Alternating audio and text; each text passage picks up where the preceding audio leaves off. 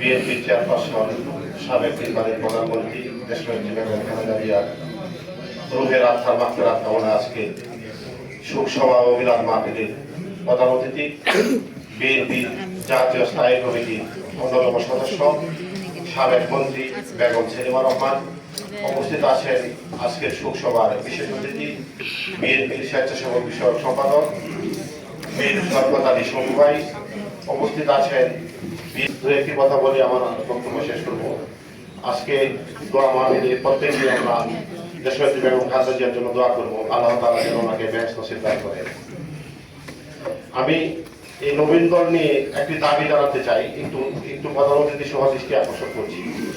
বিগত ফ্যাসিবাদ বিরোধী আন্দোলনে আমরা যে সক্রিয় ভূমিকা রেখেছি তার সাক্ষী কিন্তু বেগম সেলিমা আপা, আরেজ ভাই সহ সবাই জাতীয় নেতৃবৃন্দ।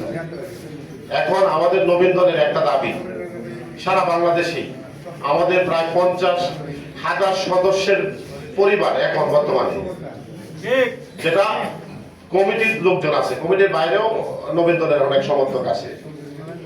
আমাদের প্রত্যেকের একটা দাবি, আমরা আসলে 5ই আগস্টের পরে আমাদের যে আগে যে মূল্যায়ন ছিল সেই মূল্যায়নটা এখন আর নাই।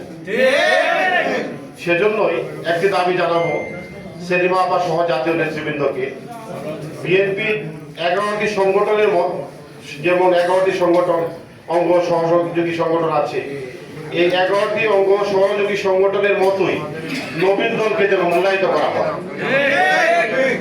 সেই আশা প্রত্যাশা ব্যক্ত করে আমি আমার সংক্ষিপ্ত বক্তব্য এখানে শেষ করলাম। সবাইকে ধন্যবাদ। আসসালামু আলাইকুম।